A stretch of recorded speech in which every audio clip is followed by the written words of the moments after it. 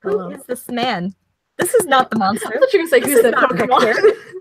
This is not either of them. Who's that Pokemon? It's Amanda. All right, anyway, let's actually get this going. Oops, it's Frankenstein. What's up? How's it going? Amanda, you want to say it? No longer Great Gatsby. Okay, let's do our usual tradition. Yes, my old sport. Let's do our usual tradition of starting out with Bartello's Post. Okay, so Mary Shelley wrote Frankenstein when the Gothic era of literature was ending and the Romantic era was beginning.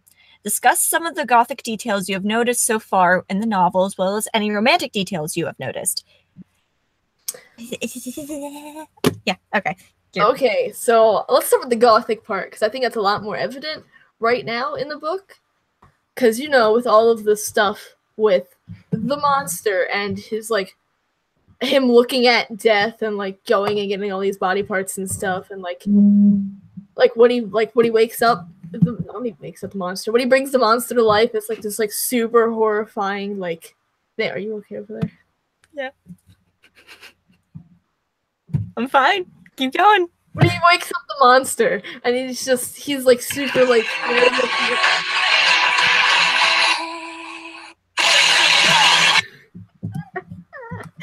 Okay, no more jokes, I promise. Let me live my life, Amanda. And where was my train going?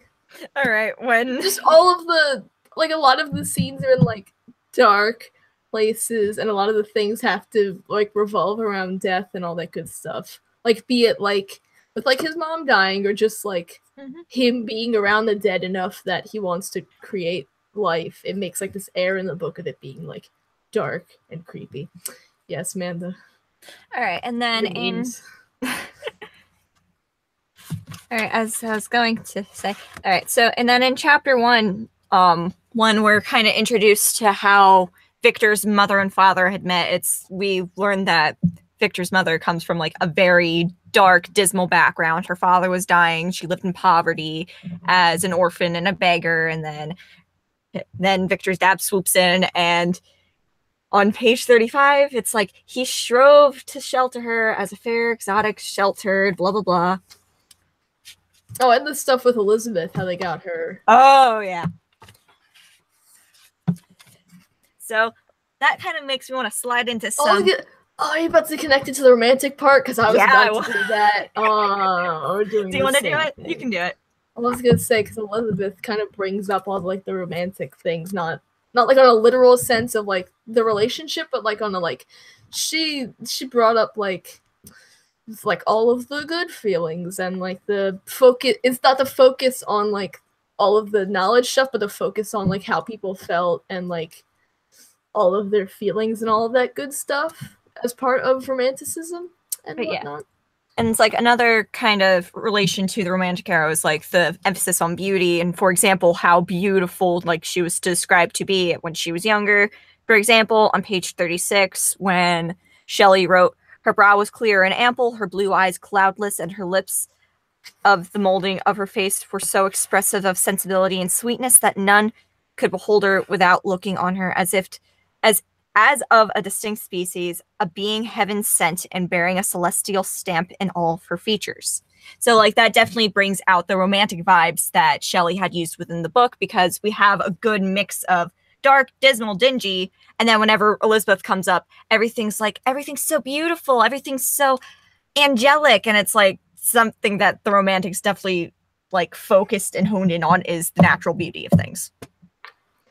Oh, I was gonna say that, like with Victor and his whole pursuit of like taking like natural like life cycles and then breaking it by making life, takes like the natural elements of romanticism with like the focus on nature and everything, and then combines it with like the dark aspect of Gothic by him wanting to create life and go against nature. You want to know the perfect combination of that? It's on the first page of chapter 5. Page 58. This basically the second paragraph when he's like, how can I describe my emotions of this catastrophe? When Victor went out of his way to try to pick and choose beautiful body parts to make a beautiful being, but it ended up being the ugliest and most terrifying thing he ever saw. Because he took things that were naturally good and made them into an unnatural thing. So, like, I feel like that's like the perfect blend of romanticism, wanting things to be beautiful and good and stuff, and then Gothic sweeping in and be like, nah, fam, that ain't happening. We're gonna be creepy, just like how the book should be. Because, like, didn't Shelley write this for a contest among friends or something? Yeah. To be creepy. Exactly. Horror stories, guys. Okay, we're moving on to the next question. Oh yeah, go ahead. Do you want me to do one of mine? Do you want to do one of yours? Oh, you can go. Go right ahead. Okay. Well, let's just do something really basic real quick so we can get it out of the way and establish it, because it's literally what it is. What was the purpose of the first 4 chapters, kind of including 5 a little bit, in a sense? Oh, what do you mean? What do you mean including 5? Do you mean something more specific than the first 4 chapters? Like no, not like just like what element of them? Because it's like, in my mind, the first 5 are just pure exposition, and it's like 5 finally kind of introduces the conflict of everything, like the main conflict of the monster. But then 4 is like the first 4, like a separate exposition in a sense, in my mind, because it's like we're introduced to characters that Victor is close to. Yeah, I was gonna say, I feel like the first part, not to cut you off, but I feel like the first 4 parts are I think they do 2 things. A, they introduce us to characters that'll be important later in the book, and that we have to like them, and we have to have emotions towards them, because when they get killed later, it's important that we like them, so that when they get killed, we feel things about it. Yeah. Versus they were just random characters and they got killed. It's like, oh. But now it's like, now that we know Elizabeth and we know Henry, their deaths will have more of an impact. Yeah, definitely. And then the other half was like Victor and how he got to the point where, like, how he went from being a normal person to being this man who's like trying to create life and is going on this whole thing, and everybody thinks he's really crazy for doing. And it shows how he got there, instead of just being like, oh, he's just a zany scientist. It's like, it shows that he started at a regular level of wanting to just understand nature and the way that life worked, to wanting to rebel against the way that it was and create life himself. Yeah. Okay, that's basically it. Like, it definitely sucks when you do know the context of the book for the most part, and that everybody's gonna die in the end. Yeah. But no, I definitely think like the first 4 chapters definitely do prove the point and work really well, especially if a reader is going in blind, because you will get attached to those characters if you find any remote like to them. And so it's like, say you like characters of the Elizabeth archetype, where they're just kind of beautiful, pretty, they're nice, and they're kind of smart kind of dealio. Basically like a good kind of character. It's like, if you get attached to that, and then when she dies, well, yeah, you're going to be sad. So it's like, I think Shelley definitely used that to her advantage to make the novel more impactful on a reader. So, yeah. Well, I was going to say real quick, I also think that having those characters, especially Elizabeth, be really good and pure and nice and all that good stuff, highlights Victor's change from being, good to being not as good. Yeah. Can I slide in one to my existential crisis questions then? Oh, sure. All right. So in chapter 4, we're introduced to the idea of Victor secluding himself to his studies and basically starting to become the shell of his former self. So, for example, on page 55, he says, gosh darn it, I cannot speak today. My cheek had grown pale with study, and my person had become emaciated with confinement. So that brings me to, what can isolation brought upon by fascination? So in Victor's case, science, bringing people to life. What can that do to somebody? What can self-isolation do to somebody? And can we relate this to anything else outside of Frankenstein? Kafka. Hey, you doing okay there, Amanda? Yeah, great. Having a good time. So the first part of that was, what can isolation do to a person, right? That was the first piece of that. Mm-hmm. I'll let you go with your text example, but first I'll answer the first part. I feel like like if we think about even in this text itself, isolation is not really posed as a good thing in like excessive amounts. Like if you're alone occasionally, that's fine, whatever. But if you're alone all the time, every day, that usually leads to you kind of getting in your own head way too much and just getting really existential. Even like if you talk about like the beginning part of this book with the letters, flashback to those letters, like was his name Walton? It was a while. I think it was Walton. You can keep going. I'll look at that real quick. He was more or less, even though there were other people on that boat, he didn't want to be friends with any of those people. We remember why. Yeah, so he was more or less isolated, and it kind of just drove him to be really like look into himself and like think about his own emotions and all of that stuff. And I'm connecting it back to the romanticism and all of that, focusing on the emotion stuff. This derailed at some point. You want to go to your point? Yeah. So you're right. His last name's Walton. But I wanted to bring in, like, kind of compare it a little bit to the isolation that is found in the short story Metamorphosis by Franz Kafka. I know you know that one, Bartello. You have a problem.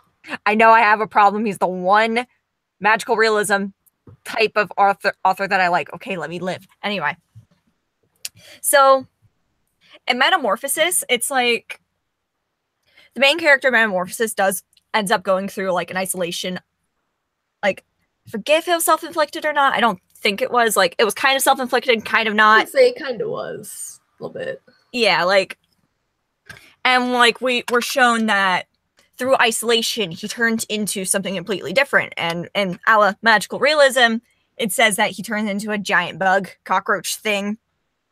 But it's like, that's kind of like a metaphor. Get it? Metamorphosis.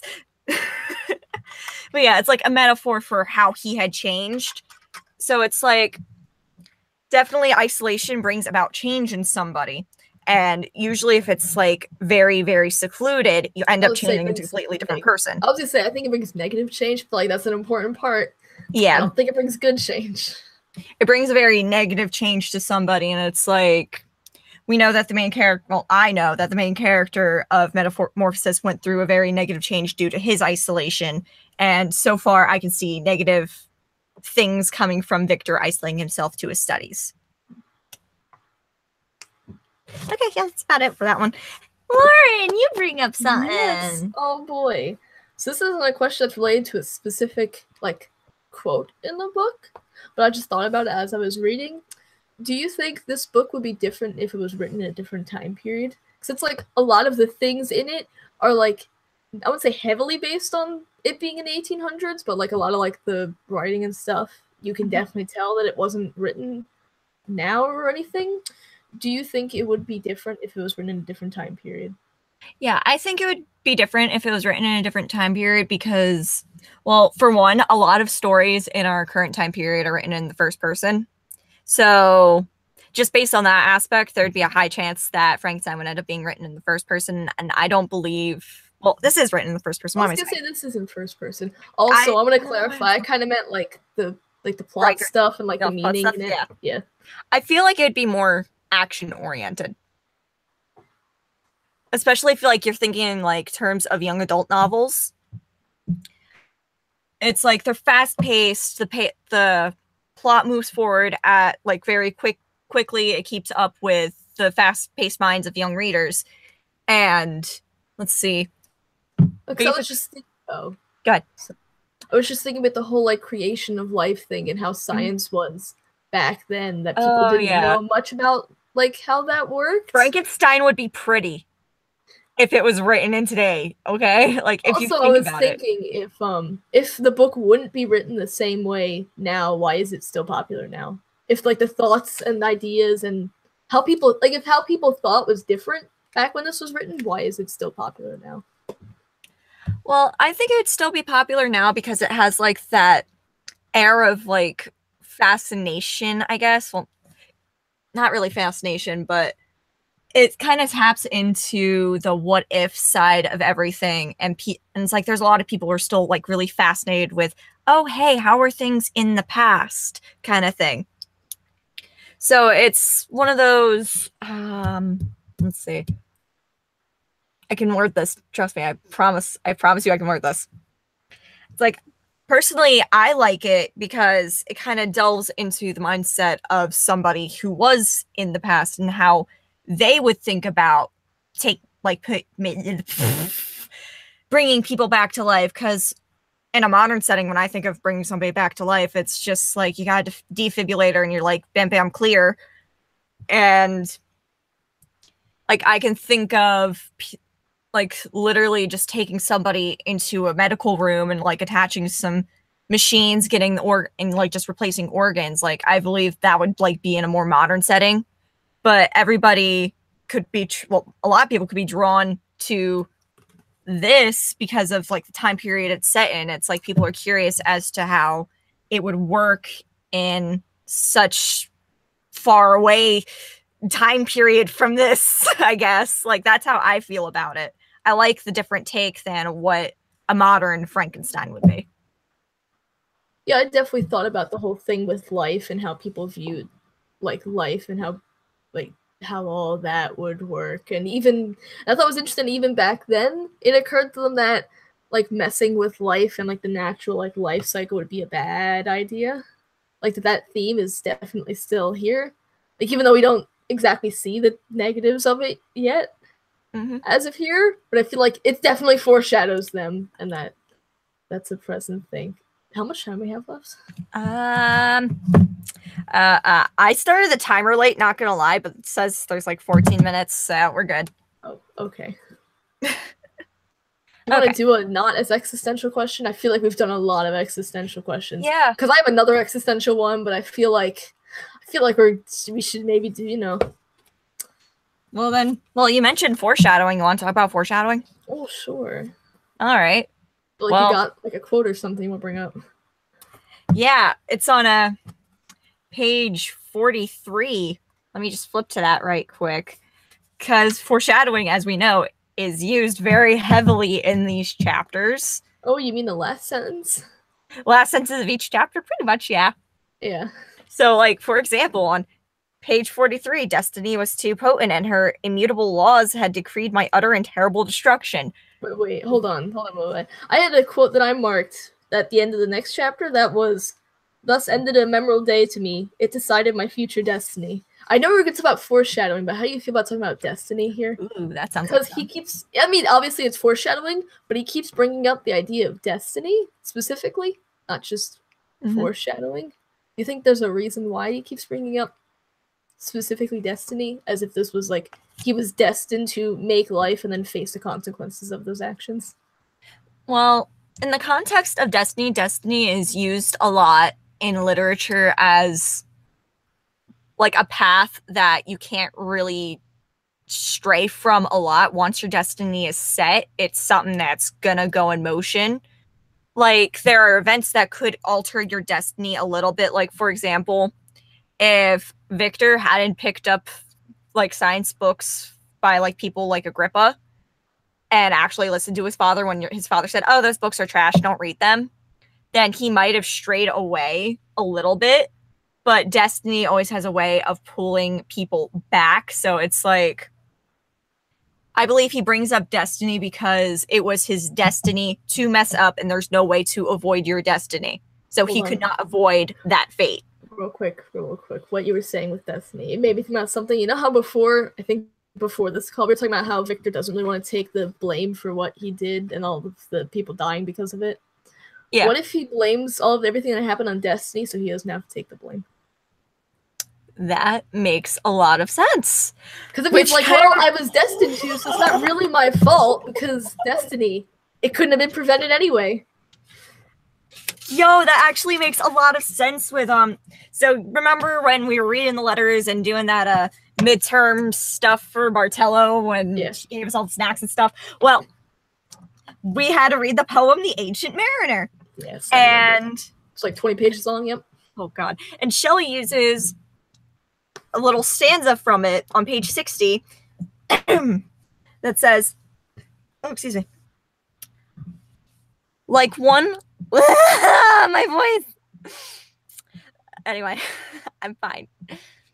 Like one on a lonesome road who doth walk in fear and dread, and having once turned around, walks on, and turns no more his head, because he knows a frightened fiend doth close behind him tread.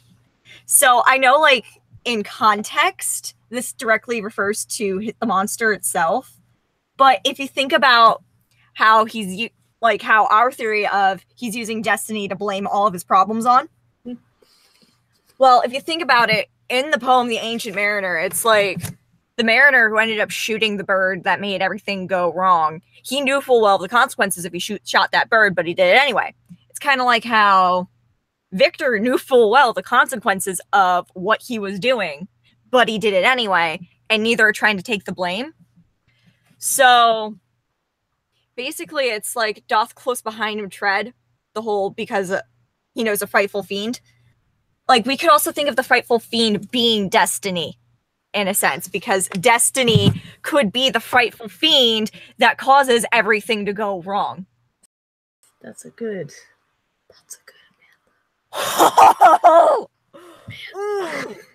it is. It's too early for us to have an existential crisis. I was gonna say we're not done yet. We can't. It's okay. It's okay. We can keep going. We got this. Are we done with that thing? Have we reached the end of the line with that? I think so. Oh my god. Okay. I mean, we can just go back on the topic of foreshadowing and talk. We can edge it backwards. I mean, we could edge it backwards to how it's totally foreshadowed how certain characters are dying. Because at the beginning, like with the letters thing, like Victor's like he's like doing really bad. And he's like, "Oh man, I made a lot of mistakes, and boy, I'm gonna tell you all about it." So it's like even at the beginning, we understand that something bad happens. So then you're going through all these chapters, understanding that something bad's gonna happen. It's not gonna be good. And then like when you get to the monster existing, you're like, that's gonna be part of what makes something bad happen in it. Oh yeah. So yeah, I don't have much more to say on that. Victor needs to be woken up inside. Anyway. He needs to be saved. Whoa. All right, I'll stop. But and then there's things such as, okay, I wrote down page 37. So what does page 37 have again? Let me just flip to that real quick. Where is it? Since till death she was only to be mine. Yeah. I think that was Yeah, that one. Basically that whole second half of that chapter about Elizabeth, I just got the vibes of, yes, I know, like, just pretense. Lauren and I already know everybody dies, basically. Yeah, it's I mean, it's like 4 people and Victor. Yeah, only 4 people, but still. Oh wait, I mean, unless you're counting Victor Monster, that's 6. But whatever, you get the gist. But do they count? But yeah, it's like we both know Elizabeth's gonna die, so I was able to pick up very well in chapter 2, especially with that last line of "She is mine till we die," basically, and like him bringing up death. Yeah, and him bringing up death, like that's definitely a foreshadow to, hey, Elizabeth's gonna die. And then if you think about it, he talks about someone who's really close to him, and we're given the hint that she's going to die. We don't know how she's going to die yet in this point in the novel, but we know she's going to die. And then in the next chapter, we're brought up to somebody else who's really important to Victor and that Victor is close to, because, Victor doesn't really open up to everybody. So it's like, it just kind of sets that precedent that the people Victor care about are gonna die. Yeah, like all the people who were painted as like good and not, who like didn't mess up or make mistakes, or like, like the pure people, like the good ones. Mm-hmm. The good ones who are going to be killed. Yeah. All the people he loves. Reminds me, where is it? I forget what chapter it was, but at some point, Victor mentions when he was younger, he was like really isolated as a child. Like, but it's like of his own doing, but like not to like, this brings me back to the isolation thing we were doing earlier. Now that I think about it, since we're on the topic of foreshadowing, when Victor kind of says that he didn't really open up to a lot of people when he was younger, it just kind of makes me feel like he was going to end up as an isolated, recluse hermit of a studious scientist who's studying the wrong science because of the way he acted in childhood, which brings us back to the destiny thing. It was his destiny to become isolated because he liked not being around people when he was younger. What am I doing with my life? Hold on, I just want to bring something else up that I had written down here. I don't know how accurate this idea is. Just listen for a second. Okay. So you know how he wanted to create life and all that good stuff and whatever. How much of that want to do that do you think is related to his mom dying? Because they very explicitly brought up his mom dying and the fact that affected him a lot.